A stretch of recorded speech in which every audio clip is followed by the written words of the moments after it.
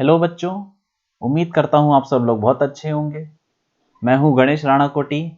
हमने फिजिक्स का एक पैकेज बनाया है उन बच्चों के लिए जो 12th में हैं और बोर्ड के लिए प्रिपेयर कर रहे हैं। और ये सेकंड चैप्टर का थर्ड लेक्चर है। और पिछले लेक्चर में हमने आपको क्विज दिया था, क्विज 2.2, तो उसी का सॉल्यूशन यहाँ पे देख लेते हैं। इसमें बोल रहा है कि 4 point charges plus 2 microcoulomb plus 3 microcoulomb minus 1 microcoulomb and minus 4 microcoulomb are placed at vertices of a rectangle of sides 6 metre and 8 metre. मतलब एक रेक्टेंगल है हमारे पास जिसकी साइड दे रखी है 6 मीटर एंड 8 मीटर। ठीक है, तो ऐसा एक रेक्टेंगल बना लेते हैं हम और इसकी ये साइड ले लेते हैं 6 मीटर और ये 8 मीटर। ठीक है, और इसके नाम ले लेते हैं, ये रख देते हैं ABCD। ठीक है, और कॉर्नर्स पे, रेक्टेंगल के कॉर्नर्स पे चार्जेस पड़े हुए हैं। तो यहाँ पे मान लेते हैं ये Q1 पड़ा है, Q1, Q2, Q3, Q4। ठीक है, और यही चार्जेस दिए हुए हैं। तो Q1 मान लेते हैं दिया हुआ है +2 माइक्रोकूलम। ठीक है, Q2 मान लेते हैं 3 माइक्रोकूलम है, Q3 -1 माइक्रोकूलम और Q4 है -4 माइक्रोकूलम। ठीक है, ये हो गया। तो अब क्या पूछ रहा है वो बोल रहा है कि find the work done in moving -4 microcoulomb charge from its position to the centre of the rectangle. तो सेंटर ऑफ द रेक्टेंगल हमें पता है यहां पर होता थी डायगोनल्स का जो इंटरसेक्शन है, डायगोनल का जो इंटरसेक्शन है, एक मिनट, लो ऐसा बन गया। ठीक है, ये इंटरसेक्शन है, इसको नाम दे देते हैं कुछ, क्या नाम दे इसको, ई देते हैं, ओ देते हैं, चलो ओ। ठीक है, centre of the rectangle O ले लेते हैं। तो अब वो बोल रहा है कि Q4 है ये हमारा। ठीक है, तो Q4 का है, सॉरी ये Q4 है यार। ठीक, अब इस Q4 को उठा के हम कहां ले जाना है, O तक ले जाना है। तो कितना वर्क डन करना पड़ेगा। ठीक है, तो अब हमें पता है, हम ये ऐसा कर चुके हैं क्वेश्चन। तो वर्क डन होता क्या है, वर्क डन किसी चार्ज को उठा के ले जाते हैं। किस चार्ज को उठा के ले जा रहे हैं, Q4 को। ठीक है, और जिस चार्ज को उठा के ले जाते हैं तो that charge multiplied by V potential final minus potential initial. तो final potential minus initial potential ये हम पढ़ चुके हैं ना, Q into V final minus V initial. हाँ, तो वही लगाना है फॉर्मूला। तो Q4 को उठा के ले गए तो फाइनल पोटेंशियल कहां पर है, ऊपर, क्योंकि फाइनली यहां तक ले गए VO माइनस इनिशियल पोटेंशियल कहां पर होगा, D पे। ठीक है, तो VD, बस ये हो गया हमारा।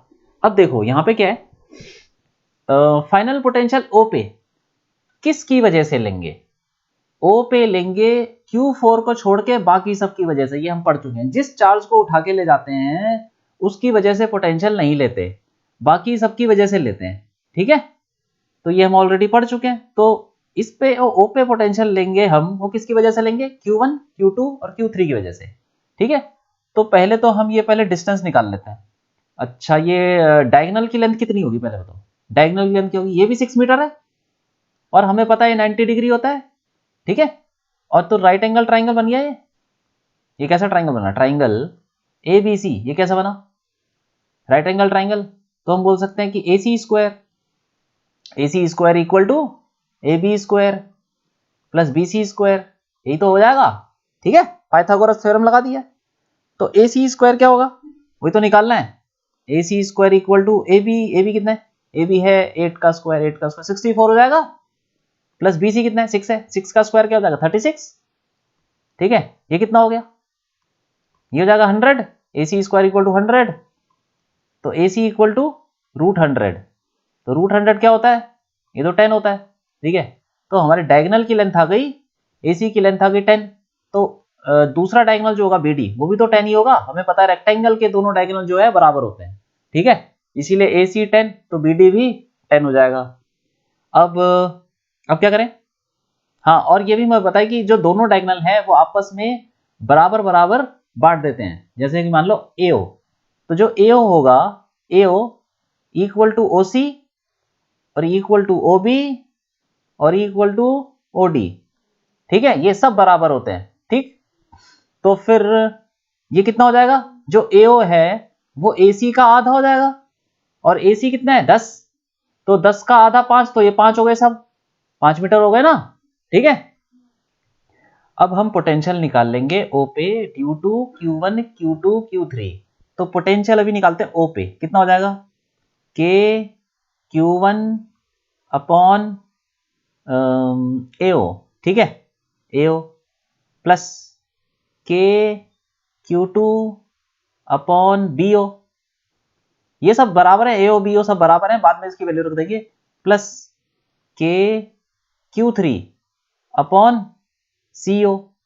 ठीक है, तो फिर अच्छा, तो इसकी वैल्यू निकाल लेते हैं, देखते हैं कितनी है। K कॉमन ले लेते हैं, AO कितना है, AO तो हमारा 5 है, तो ऐसे लिख लेते हैं V equal to K upon, ये सबको AO लिख दी, R ले लेते हैं, चलो R ये भी R है, R ले लो, ज़्यादा अच्छा, इक्वल टू R ले लो। ठीक है, तो K बाय R तो कॉमन आ गया। ठीक है, ब्रैकेट में क्या आया, Q1 plus Q2 plus Q3, Q1 plus Q2। अच्छा ठीक है, इनकी वैल्यू भी रख देंगे, Q1 plus Q2 plus Q3 कितना आ जाएगा, ये देखो कितने हैं, इनको ऐड कर दो, Q1 plus Q2 plus Q3, ये आ जाएगा हमारा 2 प्लस 3 5, 5 माइनस 1 4, तो ये तो 4 आ गया, 4 माइक्रो। तो ये VO आ जाएगा हमारा K by R into 4 micro. ठीक है, अभी वैल्यू रख देंगे, अभी यहीं पे छोड़ देते हैं। ठीक है, पोटेंशियल एट O आ गया। अब क्या निकालना है, पोटेंशियल एट डी पे निकालना है। तो अब डी पे पोटेंशियल किसकी वजह से होगा, अरे वो भी इन तीनों की वजह से ही होगा। ठीक है कि नहीं, हाँ तो निकाल लेते हैं इन तीनों की वजह से। तो अब देखो पोटेंशियल एट डी क्या होगा, बोलो, के क्यू वन अपॉन ये कितना है, ये 6 है, एडी प्लस Q2 अपॉन ये कितना है, Q2 से लेके यहां तक का डिस्टेंस ये है 10, वो निकाल चुके हम, डायगोनल है ये। ठीक है, 10 हो गया, मतलब इसको लिख लेते हैं, चलो BD। ठीक है, प्लस Q3 अपॉन CD। ठीक है, ऐसे निकालना है ना। तो दोनों पॉइंट पे पोटेंशियल जो लिखेंगे हम, वो Q4 को छोड़ के जो बाकी चार्जेस हैं उनकी वजह से लिखेंगे, ये हम पढ़ चुके हैं। ठीक है, तो अब इसको यहाँ पे इनकी वैल्यू डाल देते हैं, K और ये कितना है, ये 6 है। चलो ठीक है, नेक्स्ट पेज पे करते हैं। चलो ठीक है, अब जो VD है वो क्या हो जाएगा, K Q1 अपॉन क्या था, ये था हमारा AD कितना था, 6 मीटर, 6 था। ठीक है, तो 6 आ जाएगा sir, plus K Q2 upon BD कितना था, BD तो हमारा ये डायगोनल था, वो 10। ठीक है, तो ये 10 हो जाएगा, plus K Q3 upon CD कितना था, CD हमारा था ये 8 है। ठीक है, 8 हो जाएगा, यहाँ पे 8 रख देंगे। ठीक, अब क्या करें, अब इसमें से कुछ कॉमन ले सकते हैं, K बाय 2 कॉमन ले लो, कितना आ जाएगा, Q1 upon 3 plus Q2 upon 5 plus Q3 upon 4 हो जाएगा। ठीक है, अब इनकी Q1 Q2 Q3 की वैल्यू रख देते हैं। तो Q1 कितना है 2, Q2 है 3, Q3 है -1, 2 3 -1, तो यहाँ पे रख देते हैं, VD हो जाएगा K by 2 2 micro by 2 3 plus 3 micro by 5 -1 micro upon 4। ठीक है, ये हो गया। अब क्या करना है, अब इसमें एलसीएम ले लेते हैं, चलो थोड़ा सिंप्लीफाई कर लेते हैं। ठीक है, k/2 ये कितना आ जाएगा, ये आ जाएगा 5, इसका एलसीएम कितना आएगा 60 आ जाएगा। ठीक है, और फिर इसको हम सॉल्व कर लेंगे, 340 माइक्रो आ जाएगा ये। ठीक है, प्लस ये कितना आएगा 36 हो जाएगा, 36 माइक्रो। ठीक है, आगे क्या आ जाएगा माइनस, ये आएगा 15 माइक्रो। ठीक है, अब ये हमारा Vd कितना आ जाएगा, के 61 माइक्रो बाय 120। तो ये हमारा आ गया Vd। अब हम इस पोटेंशियल को वर्क डन वाले फॉर्मूले में रख देंगे, तो हमारा वर्क डन आ जाएगा। तो वर्क डन कितना आएगा, वर्क डन वीओ कितना था, k/r, और r की वैल्यू कितनी थी, r की वैल्यू हमने निकाली 5 मीटर। ठीक है, तो ये हो जाएगा आपका, यहाँ पे लिख लेते हैं, work done will be Q4, Q4 कितना है, Q4 है -4 माइक्रो।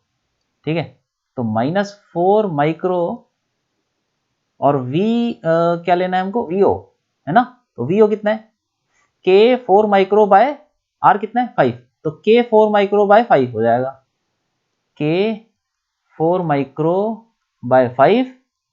ठीक है, माइनस ये वाला पोटेंशियल VD कितना है, K 61 माइक्रो बाय 120। ठीक है, ये हो गया। अब इसमें कॉमन ले लो, k/5 कॉमन ले सकते हैं, तो -4 माइक्रो भी कॉमन ले लो, 4 माइक्रो स्क्वायर अपॉन 5, ये कितना आ जाएगा, ये आ जाएगा यहाँ पे आ जाएगा आपका 4। ठीक, और k भी कॉमन ले लो, तो k भी ले लो यहाँ पे कॉमन, 4k माइक्रो स्क्वायर हो जाएगा। तो 4 माइनस कितना बचा 61 अपॉन 24, ये आ गया। ठीक है, तो कुल मिला के हमारा ये वर्क डन आ गया। ठीक है, इसको यहाँ पे भी छोड़ दो, काफी है। ठीक है, तो ये हो गया हमारा क्वेश्चन। ठीक है, चलो इसको सॉल्व भी कर लेते हैं, वैल्यू निकाल लेते हैं। तो W क्या आ जाएगा हमारा, सबकी वैल्यू डाल देते हैं, -4 इंटू के की वैल्यू 9 इंटू 10 की पावर 9, माइक्रो हमें पता है 10 की पावर -6 होता है, तो उसका स्क्वायर हो जाएगा 10 की पावर -12। ठीक है, डिवाइडेड बाय 5, और यहाँ पे हम थोड़ा एलसीएम ले लेते हैं, तो यह आ जाएगा 24, यह आ जाएगा 96, माइनस ये हो जाएगा 61। ठीक है, और ये सब वैल्यू हम सॉल्व करके W आ जाएगा हमारा 0.01 जूल, अप्रोक्सीमेटली इतना आ जाएगा। ठीक है, तो ये हो गया हमारा क्वेश्चन। ठीक है, अब आगे बढ़ते हैं। अब देखते हैं, अब लेक्चर शुरू करते हैं अपना, potential energy in an external field. मतलब अभी तक तो हमने देखा कि अगर 2 चार्जेस पड़े हुए हैं तो पोटेंशियल एनर्जी कितनी होती है, 3 चार्जेस पड़े हो तो पोटेंशियल एनर्जी कितनी होती है, 4, 5 जितने भी चार्जेस पड़े हुए हो तो पोटेंशियल एनर्जी कैसे निकालते हैं वो हमने देख लिया। और हमने ये भी देख लिया, work done in assembling the charges, एक ही बात है, वो पोटेंशियल एनर्जी के बराबर ही आता है, लेकिन तरीका थोड़ा अलग है, वो हमने देख लिया था। अब ये देखते हैं कि अगर इलेक्ट्रिक फील्ड आपको दे रखी है, ठीक है, मान लो कि इलेक्ट्रिक फील्ड ऐसे कुछ दे रखी है आपको, इलेक्ट्रिक फील्ड कैसे भी हो सकती है, इलेक्ट्रिक फील्ड मौजूद है यहाँ पे, ठीक, और इसके अंदर कोई चार्ज पड़ा हुआ है, एक सिंगल चार्ज, ठीक है, उसको मान लेते हैं Q1 ले लेते हैं, चलो ठीक। तो फिर इसकी पोटेंशियल एनर्जी क्या होगी, तो तरीका देखो वही है। तरीका क्या है कि इसको इन्फानाइट पे ले जाओ, किसको, इस चार्ज को, इन्फानाइट से इस चार्ज को लाने में, सपोज यहां पे चार्ज होता है इन्फानाइट पे, इंफिनिटी पे ये Q1 होता, तो यहां से उठा के हम लाते ना, यहां पे लाते, इस पॉइंट पे, ये कुछ भी मान लो, इसको ए ले लो, ए पॉइंट पे लाते ऐसे, तो कितना वर्क डन करना पड़ता, तो ये तो वही हो जाएगा, जितना वर्क डन करना पड़ेगा वही तो पोटेंशियल एनर्जी हो जाएगी, ठीक है, क्योंकि एक ही चार्ज है ना अभी तो, तो potential energy of a single charge, तो सिंगल चार्ज का मतलब एक ही चार्ज उठा के लाए हैं अभी हम इलेक्ट्रिक फील्ड में, ठीक है। तो देख लेते हैं कि वर्क डन क्या होगा। वर्क डन मतलब जो भी होगा potential energy of a single charge क्या होगा, वर्क डन, ऐसे लिख देते हैं, equal to work done in moving Q1, अभी हमने Q1 ले रखा है, Q1 from infinity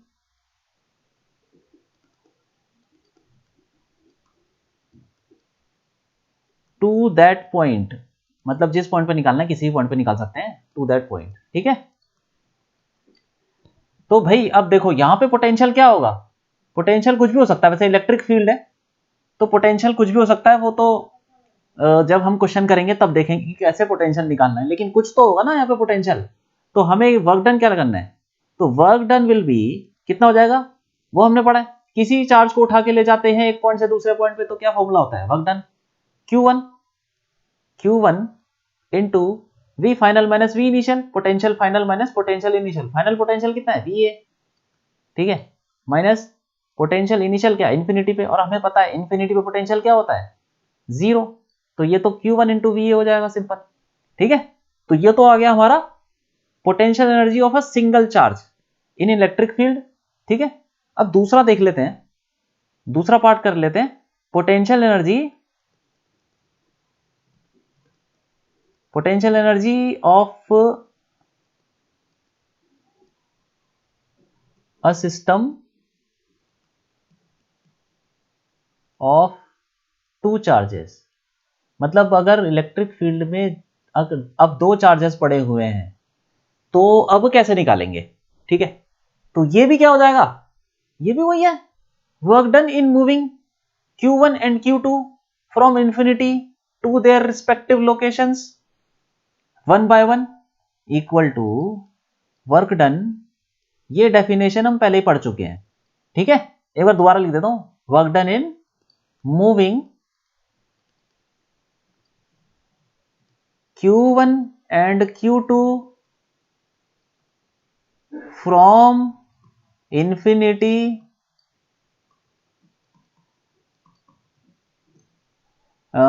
to their respective locations, ठीक है, वन बाय वन, ठीक है। तो अब हम क्या करेंगे, अब दोबारा से बना लेते हैं, इलेक्ट्रिक फील्ड मान लेते हैं कुछ ऐसी है, कैसी भी हो सकती है, इरेगुलर, कोई जरूरी नहीं है कि यूनिफॉर्म है कि क्या है, वेरिएबल भी हो सकती है, ठीक है। अब क्या है यहाँ पे इन्फिनिटी मान लो, इन्फिनिटी का मतलब बहुत दूर पड़े हुए चार्जेस Q1 और Q2, ठीक है। अब इनको उठा के सपोज यहाँ पे एक पोजीशन है A, Q1 को उठा के हम लाए हैं ऐसे यहां पे, ठीक, इस रास्ते से, तो कितना वर्क डन करना पड़ेगा Q1 के लिए, वर्क डन हो जाएगा, work done W equal to Q1 into VA minus V infinity, और ये हमें पता है V इंफिनिटी तो 0 है, ठीक है, तो ये सीधा हो जाएगा Q1 इंटू VA, ठीक है। अब देखो सपोज इसको हमें लाना है यहाँ पे, किसको, Q2 को, ये मान लेते हैं कि ये B है, B पॉइंट, तो Q2 को उठा के हम ला रहे हैं यहाँ पे ऐसे, इस रास्ते से, किसी भी रास्ते से लाओ, हमें पता है वर्क डन जो होता है वो पाथ पे डिपेंड नहीं करता, इनिशियल और फाइनल पॉइंट पे ही करता है, किसी भी रास्ते से ले आओ, ठीक है। तो हम किसी भी रास्ते से घुमा के लिए आते हैं, यहाँ पे बी पे लाना है। अब क्या करें, अब वर्क डन हो जाएगा, ये W1 ले लो चलो, ठीक है। अब W2 क्या हो जाएगा, दूसरे चार्ज को लाने में क्या वर्क डन होगा, Q2 into VB minus V infinity, तो ये हो जाएगा आपका क्या, Q2 इंटू VB, ठीक है। इसमें एक बात ध्यान रखने वाली है कि जब आप Q1 को उठा के लाए थे तो यहाँ पे पोटेंशियल किसकी वजह से होगा बताओ जरा। ये होगा इलेक्ट्रिक फील्ड जो मौजूद है ना यहाँ पे, उसकी वजह से। तो VA is the potential due to electric field. VA is potential, और यहाँ पे भी VA वही चीज है। यहाँ पे पोटेंशियल किसकी वजह से होगा? चार्ज तो है नहीं कोई आसपास, इलेक्ट्रिक फील्ड ही है, चार्ज तो दिख नहीं रहा हमको, इलेक्ट्रिक फील्ड है ना। तो इलेक्ट्रिक फील्ड से की वजह से कुछ पोटेंशियल भी क्रिएट हो जाता है। तो वो कितना होगा वो तो देख लेंगे जैसी सिचुएशन होगी, लेकिन कुछ ना कुछ तो होगा, वो ड्यू टू इलेक्ट्रिक फील्ड होगा। तो potential VA is potential due to electric field, ठीक है। एक्सटर्नल इलेक्ट्रिक फील्ड बोल देते हैं उसको, जो हमने लगा रखी है एक्सटर्नल इलेक्ट्रिक फील्ड, ठीक है। और VB क्या चीज है? VB इज पोटेंशियल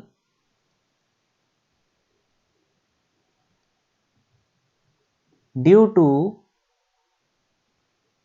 किसकी वजह से होगा?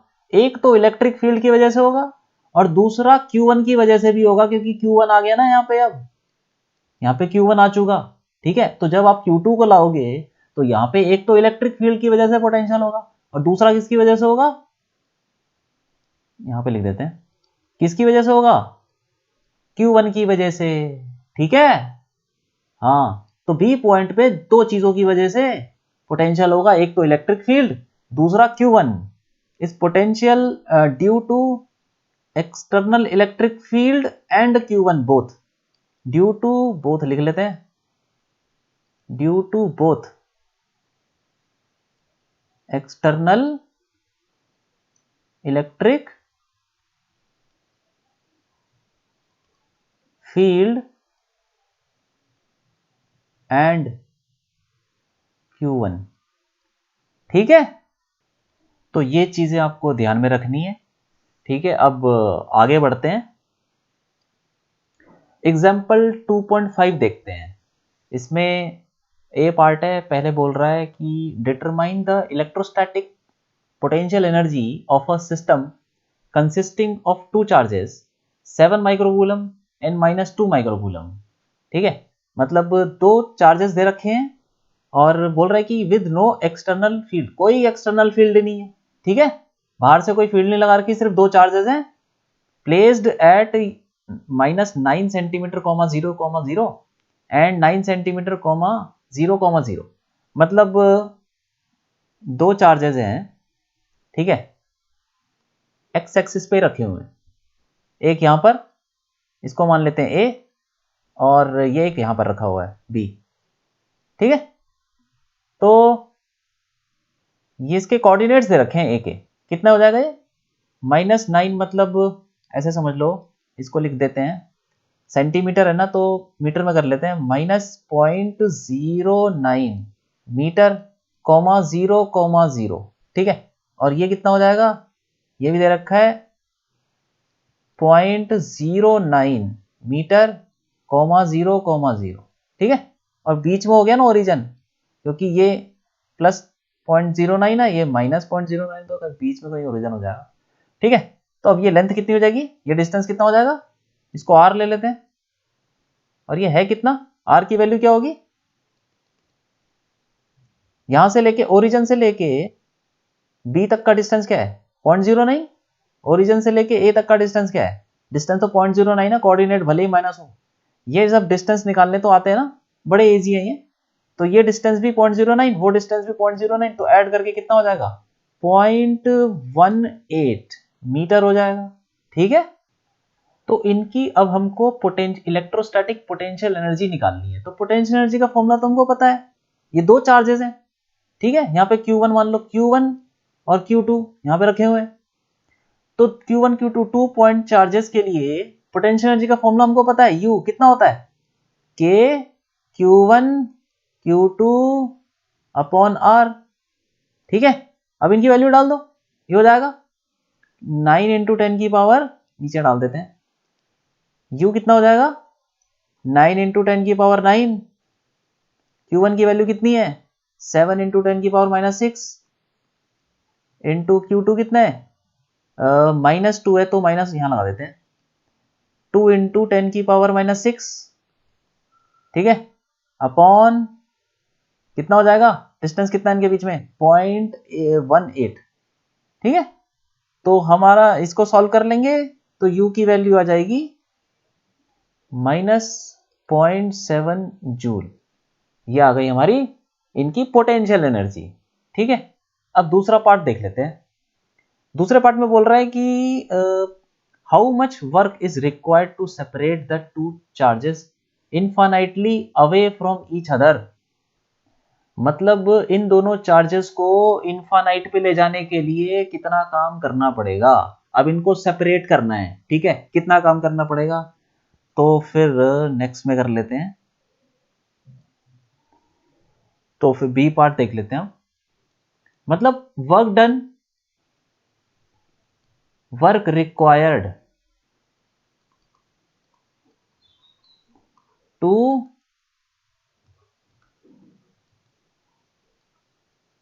सेपरेट द चार्जेस, ठीक है, कितना होता है ये अभी तक हमने नहीं पढ़ा है ना।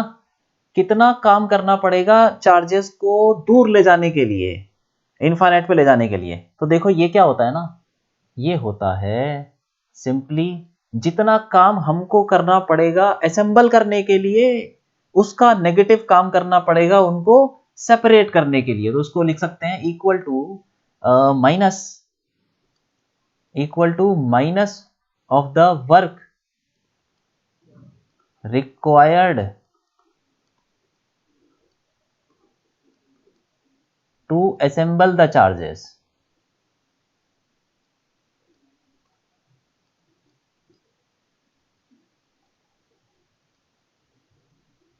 और हमें पता है work required to assemble the charges किसके बराबर होता है, वो तो पोटेंशियल एनर्जी के बराबर होता है, हम पढ़ चुके हैं। तो ये हो जाएगा equal to minus of potential energy of the charges, potential energy,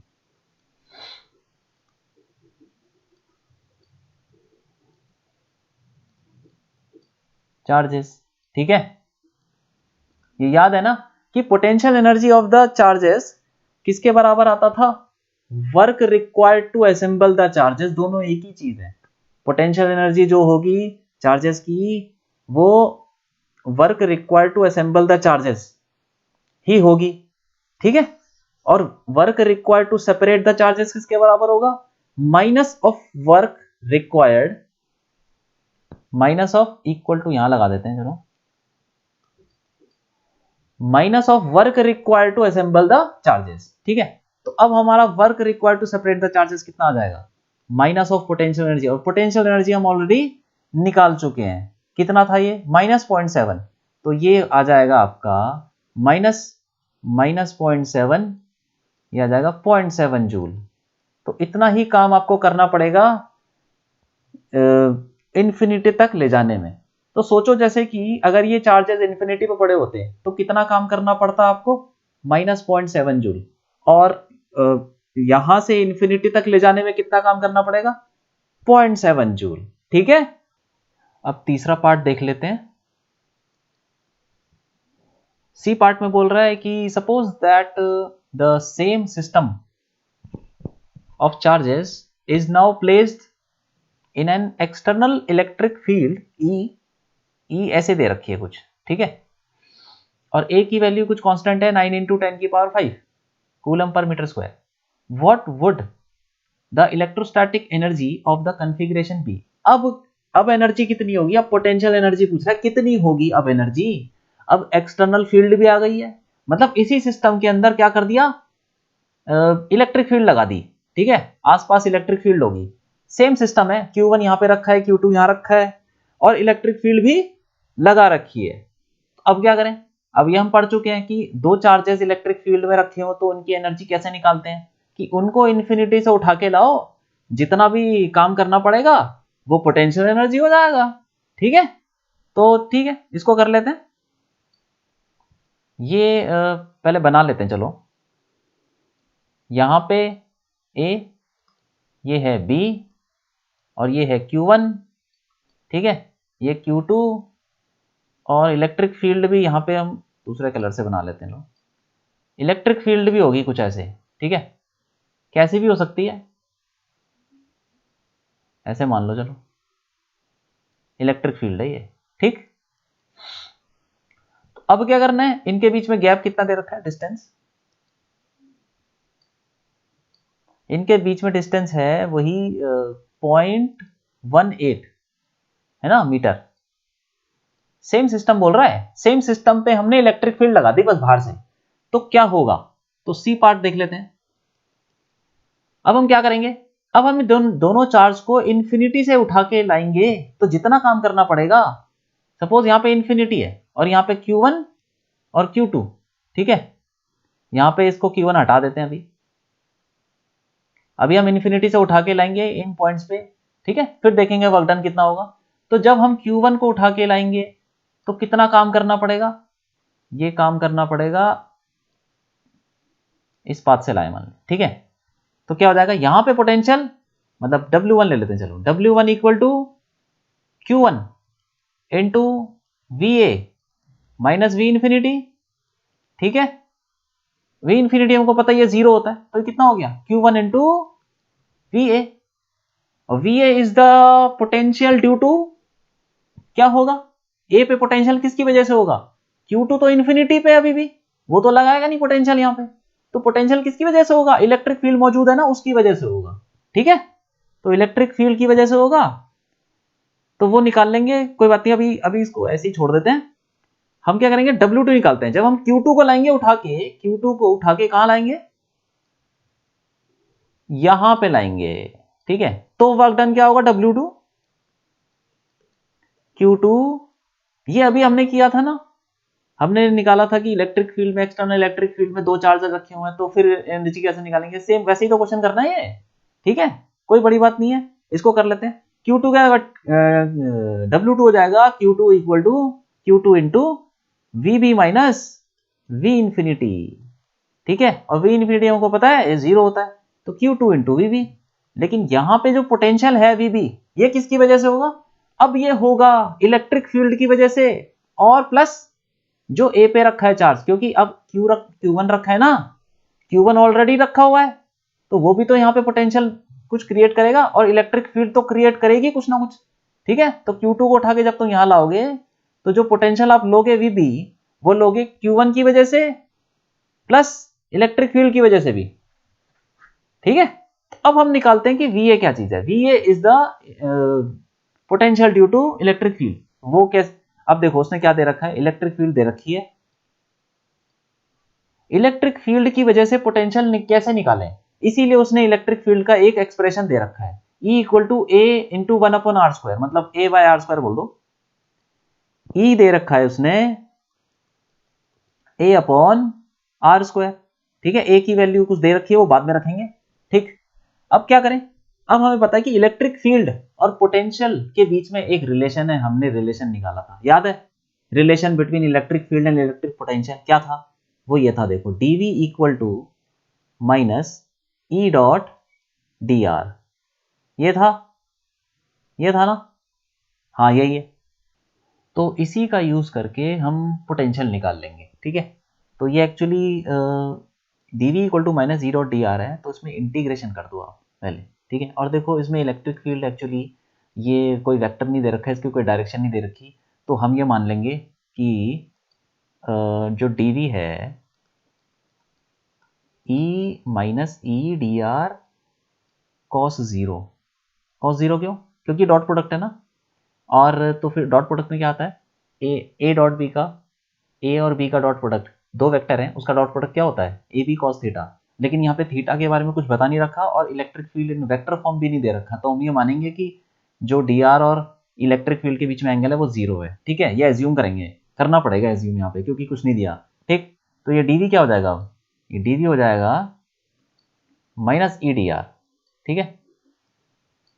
अब इसी में हम इलेक्ट्रिक फील्ड की वैल्यू ये डाल देंगे और फिर डीवी कैलकुलेट करते हैं, ठीक है, चलो ठीक है, आगे नेक्स्ट पेज पे कर लेते हैं। तो डीवी हम इंटीग्रेट कर लेंगे इसको, इंटीग्रेशन दोनों तरफ, इक्वल टू माइनस इंटीग्रेशन, और ई की वैल्यू डाल देंगे कितना है, ए अपॉन आर स्क्वायर, ठीक है, इंटू डी आर। और इंटीग्रेशन हम लगा लेंगे इन्फिनिटी से किसी भी जर्नल पॉइंट पे v, ठीक है, क्योंकि पोटेंशियल जो है वो पोटेंशियल कहाँ से जा सकता है, इन्फिनिटी से v इन्फिनिटी से लेके v तक, ठीक है। मतलब इन्फिनिटी यहाँ पे नहीं लिखते, यहाँ पे हम लिखते थे पोटेंशियल एट इन्फिनिटी से लेके potential at any general point, ठीक है। और r कहाँ से कहाँ जा सकता है, r इन्फिनिटी से r तक। ये इंटीग्रेशन के थोड़े बेसिक्स हैं, तो इसमें थोड़ा सा इंटीग्रेशन की भी नॉलेज होनी चाहिए। देखो हम ये लिमिट कहाँ से कहाँ लगा रहे हैं, लिमिट कहाँ से कहाँ लगा रहे हैं, जहाँ से आपको पोटेंशियल पता है। हमें कहाँ पोटेंशियल पता है, एक तो इन्फिनिटी को पता है ना, इसीलिए इन्फिनिटी से लगा रहे हैं, ये इन्फिनिटी से किसी भी जर्नल पॉइंट तक, ठीक है। ये v इन्फिनिटी से लेके v किसी भी जर्नल पॉइंट तक, और जर्नल पॉइंट पे हमें पता होना चाहिए पोटेंशियल क्या है, इन्फिनिटी को पता ही है, ठीक है। तो ये इसको हम इंटीग्रेट कर लेते हैं पहले। तो dv का इंटीग्रेशन हो जाएगा v, और इस पे लिमिट लग जाएगी v इन्फिनिटी से लेके किसी भी जर्नल पॉइंट पे v इक्वल टू माइनस ए तो कांस्टेंट है, बाहर आ जाएगा, और इसका 1/r² का इंटीग्रेशन होता है -1/r, ठीक है। तो ये हो जाएगा -1/r, और इस पे भी लिमिट लग जाएगी इन्फिनिटी से r तक, ठीक है।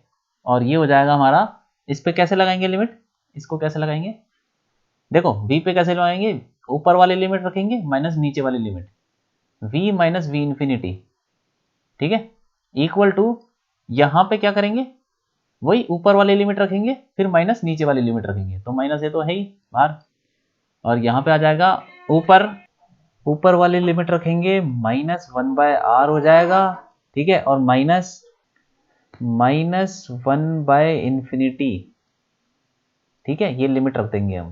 तो हमने क्या किया, यहाँ पे पहले इसके अंदर हमने r रखा ऊपर वाली लिमिट, और फिर माइनस नीचे वाली लिमिट रखी, तो माइनस फिर नीचे वाली लिमिट रखेंगे तो -1/इन्फिनिटी हो जाएगा ना। ये लिमिट रखने का तरीका है, ठीक है। ये तो बेसिक्स ऑफ इंटीग्रेशन है। अगर आपको इंटीग्रेशन अगर नहीं आता तो थोड़ा सा इंटीग्रेशन पे बेसिक्स देख लीजिए, तो ये बहुत ही बेसिक्स है, ठीक है। इंटीग्रेशन करना है और लिमिट रखनी है, तो ऐसे हमारा आ जाएगा। इसको सॉल्व कर लेते हैं। v इन्फिनिटी हमको पता ही है 0 होता है, तो v इक्वल टू आ जाएगा आपका -a, और 1/इन्फिनिटी भी 0 होता है, तो ये 0 हो गया, तो a ब्रैकेट -1/r ये बचा, तो फाइनली आ गया a/r आ गया, ठीक है। तो हमारा किसी भी पॉइंट पे पोटेंशियल निकालना हो तो हम उस पॉइंट पे r की वैल्यू डाल देंगे, और हमारा पोटेंशियल आ जाएगा उस पॉइंट पे, ठीक है। तो ये कहने का मतलब है। तो अब हमें क्या चाहिए, अब हमें देखो इन्फिनिटी से उठा के सबसे पहले हम लेंगे Q1 को। तो अच्छा, ये तो हम कर चुके हैं ना W1।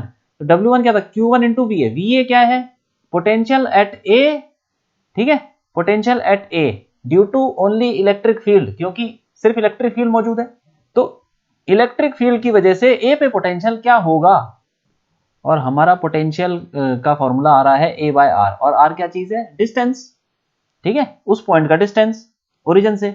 तो ओरिजिन देखो यहाँ पे ओरिजिन है ओ मान लो, तो इसका डिस्टेंस कितना है, ये डिस्टेंस कितना है, ये है 0.09 मीटर, और इस वाले का डिस्टेंस कितना है, उसका भी उतना ही है 0.09 मीटर, ठीक है।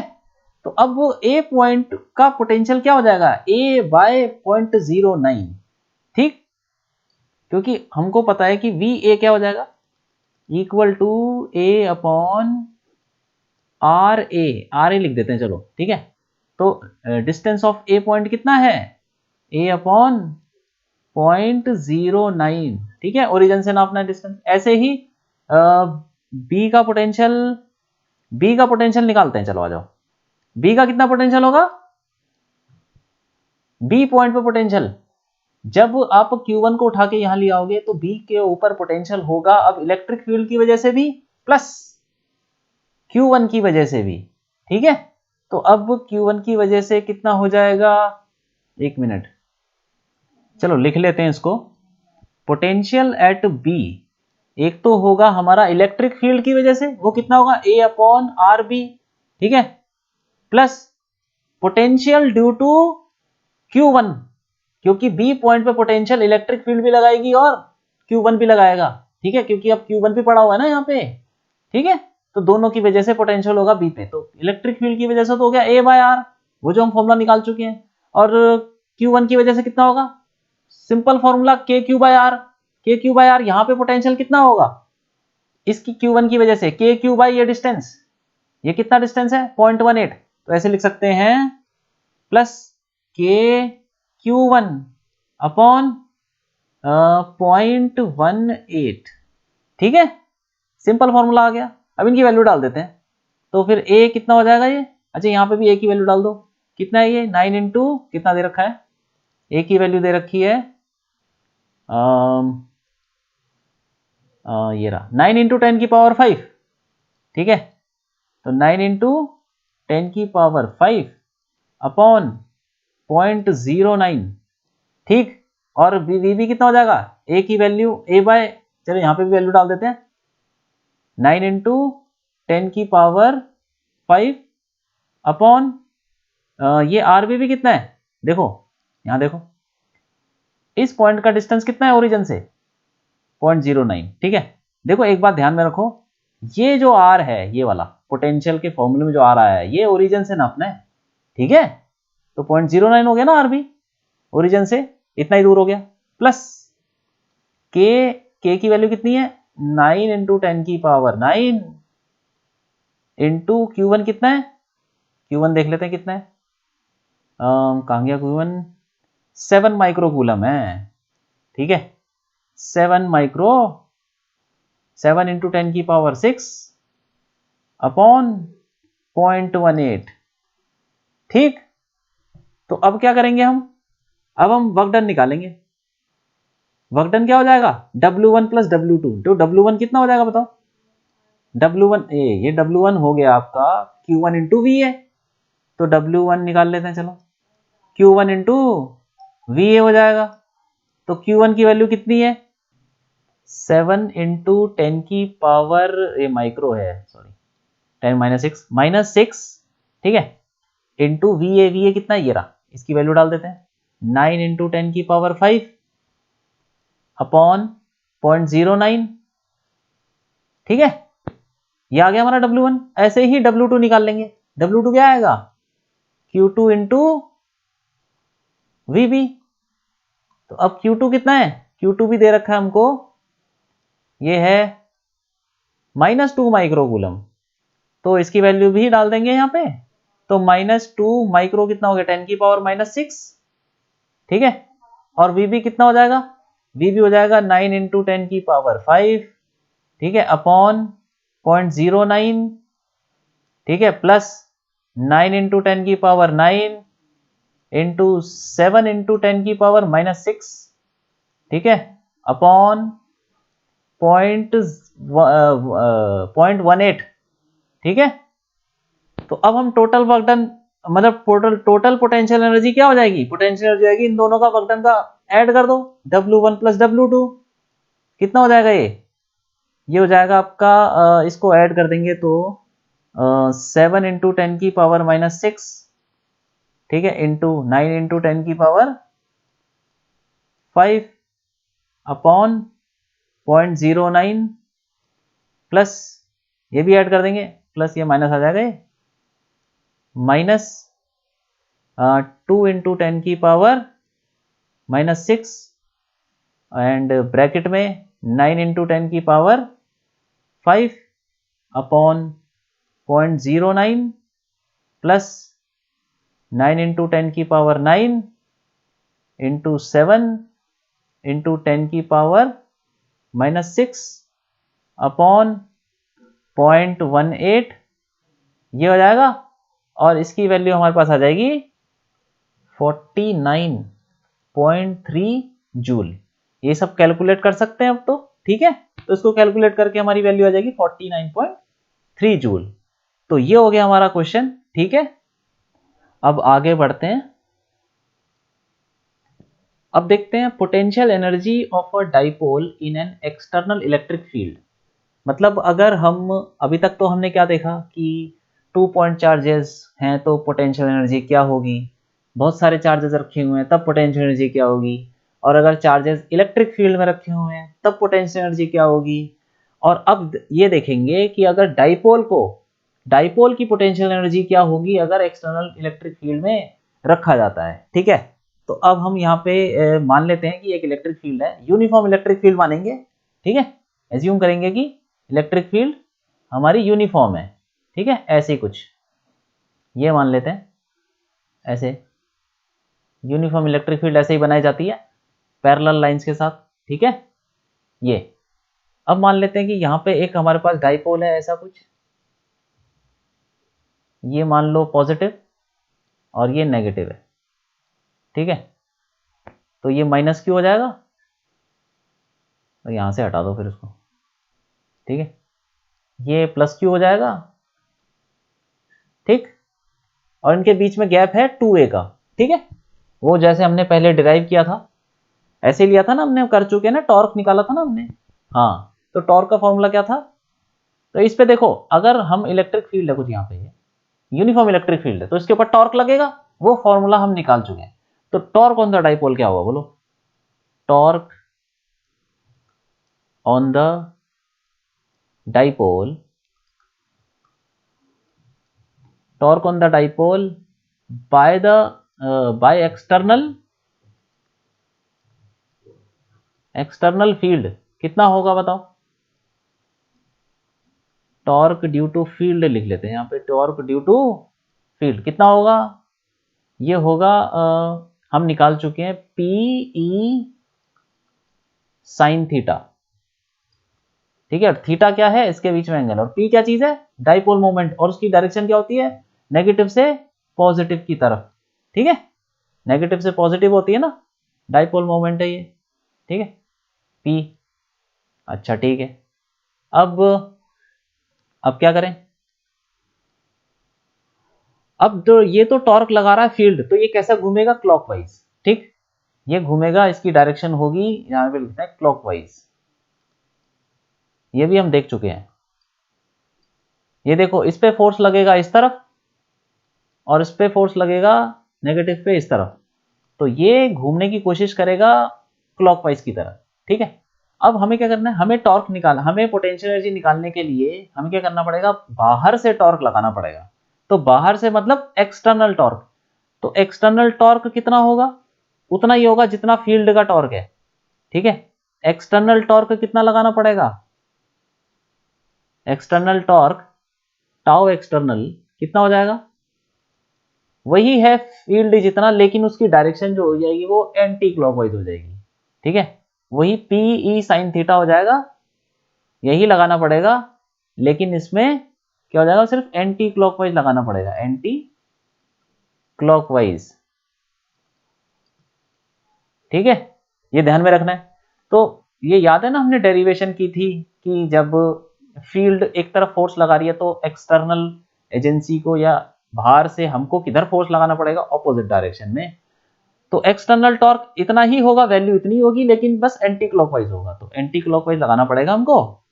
अब देखो एक 11th का कॉन्सेप्ट है कि वर्क डन बाय टॉर्क कितना होता है, work done by torque, work done by torque ये होता है हमारा, वर्क डन बाय टॉर्क मतलब W इक्वल टू इंटीग्रेशन, जैसे एफ डॉट डी आर होता है ना हमारा, जब बॉडी चलती है एक लाइन पे लीनियर, जब ट्रांसलेशन में चलती है बॉडी, अगर एक लाइन पे चल रही है, ठीक है, ट्रांसलेशन मोशन हो रहा है, तो उसमें एफ डॉट डी आर लेते हैं वर्क डन। और जब बॉडी कोई घूम रही होती है, जैसे यहाँ पे डाइपोल घूम रहा है, तो यहाँ पे लेते हैं torque D theta, torque external torque D theta. ठीक है, तो अब देखो यहाँ पे वैल्यू रख देंगे, ये कितना आ जाएगा, इंटीग्रेशन एक्सटर्नल टॉर्क कितना है, P E sine theta, P E sine theta और डी थीटा। ठीक है, और यहाँ पे देखो पी कांस्टेंट है, डाइपोल मोमेंट तो कांस्टेंट है, ई की वैल्यू भी कांस्टेंट है, हमने माना यूनिफॉर्म इलेक्ट्रिक फील्ड है। Sine theta, sine theta vary कर रहा है और डी थीटा, तो साइन थीटा का इंटीग्रेशन करना पड़ेगा। थीटा कहां से कहां जा रहा है, थीटा मान लेते हैं, थीटा किसी थीटा 1 से थीटा 2 जा रहा है, ठीक है, उसकी लिमिट है थीटा 1 से थीटा 2।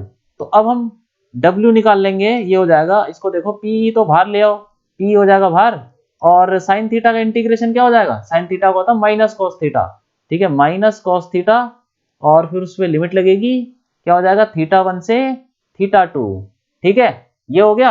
अब इस पे लिमिट रख दो, तो W की वैल्यू क्या आ जाएगी, W की वैल्यू हो जाएगी minus PE cos theta 2 minus cos theta 1, ठीक है, लिमिट ही तो रखनी है, लिमिट रख देंगे तो ये आ जाएगा हमारा। तो ये आ गया हमारा वर्क डन का फॉर्मूला। अगर हमें वर्क डन करना पड़ेगा, जैसे कि हमने वर्क डन निकाला ना, एक चार्ज को उठा के दूसरी एक पॉइंट से दूसरे पॉइंट पे ले जाने के लिए कितना वर्क डन करना पड़ता है, Q into V final minus V initial, तो वैसा ही ये फॉर्मूला है कि कितना काम करना पड़ेगा इस डाइपोल, इस इलेक्ट्रिक डाइपोल को एक एंगल से दूसरे एंगल पे घुमाने के लिए। सपोज ये इनिशियली यहाँ पे एंगल 30 डिग्री पे था, ठीक है, और आपने 30 डिग्री से 60 डिग्री पे घुमाना है, तो फिर ये कितना काम करना पड़ेगा, इतना काम करना पड़ेगा, ठीक है।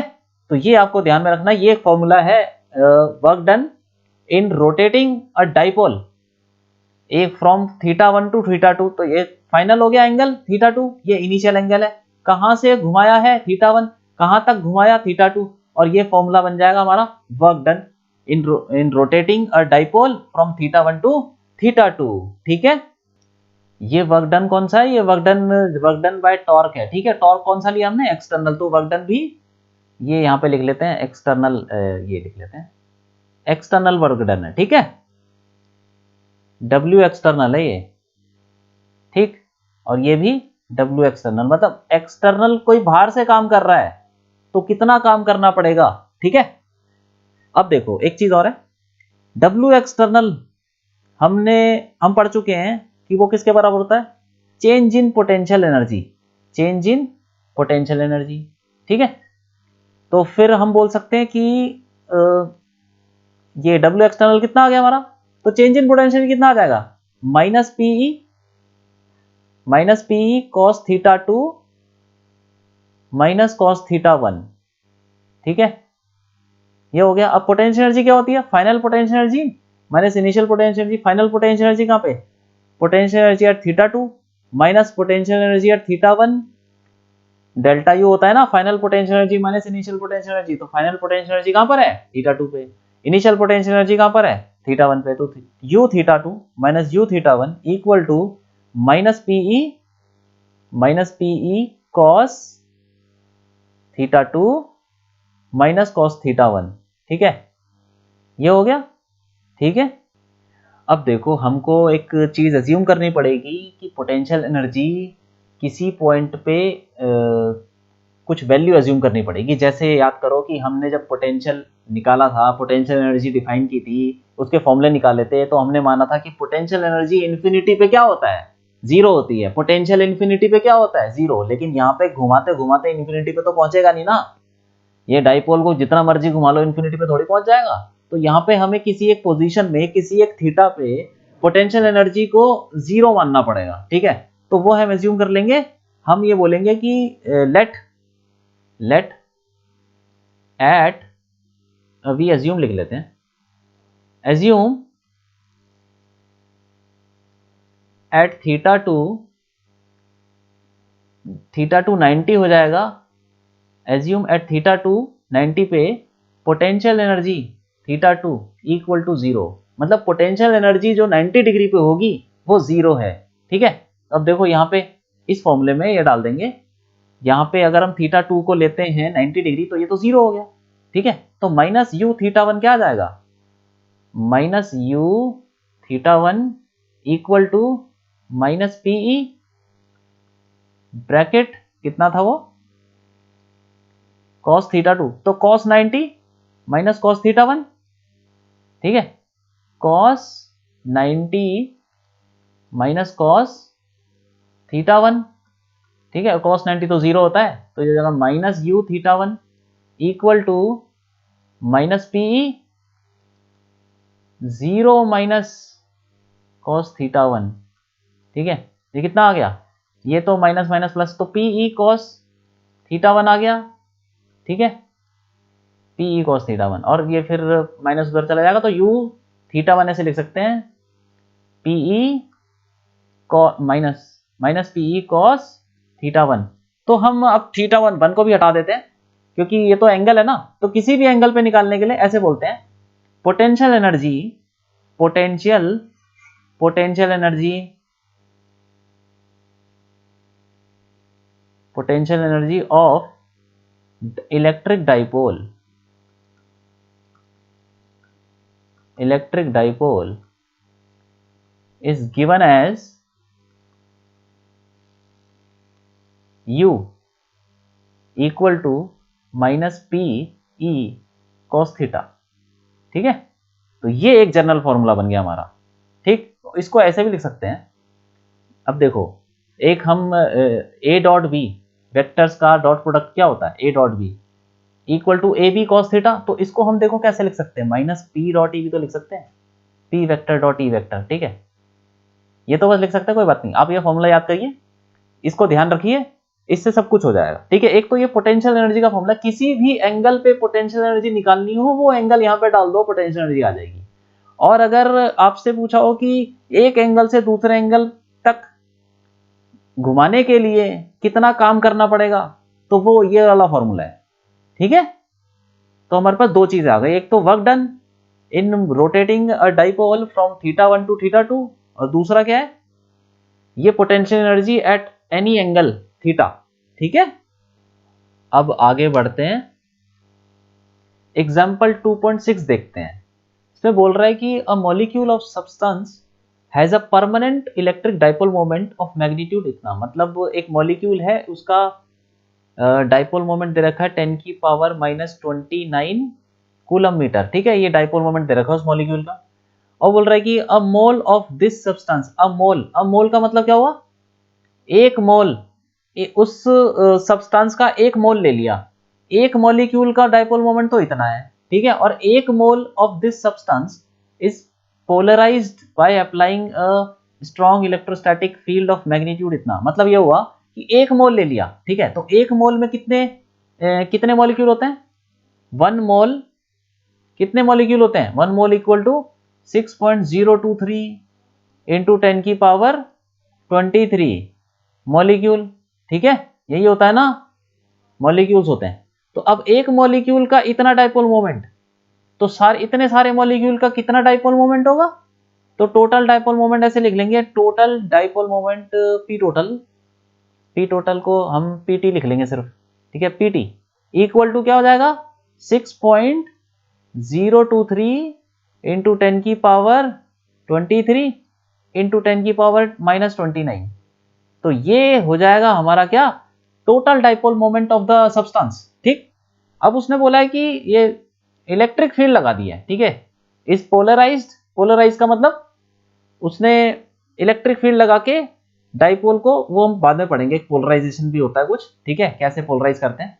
आप ये समझिए कि उस सब्सटेंस पे उसने इलेक्ट्रिक फील्ड लगा दी, इलेक्ट्रिक फील्ड कितनी है, ये है 10 की पावर 6 वोल्ट पर मीटर, ठीक। ये हो जाएगा इलेक्ट्रिक फील्ड लगा दी है 10 की पावर 6, ये न्यूटन पर कूलम भी होता है और वोल्ट पर मीटर भी होता है, ठीक है। वो हमने फॉर्मूला पढ़ा है ना, dv equal to minus E dot D R, तो यहां से आप यूनिट निकालोगे ना इलेक्ट्रिक फील्ड की, तो वोल्ट पर मीटर भी आ जाएगा, ठीक है, कोई बड़ी बात नहीं है, ठीक है। ये हो गया, तो इलेक्ट्रिक फील्ड की वैल्यू दे रखी है।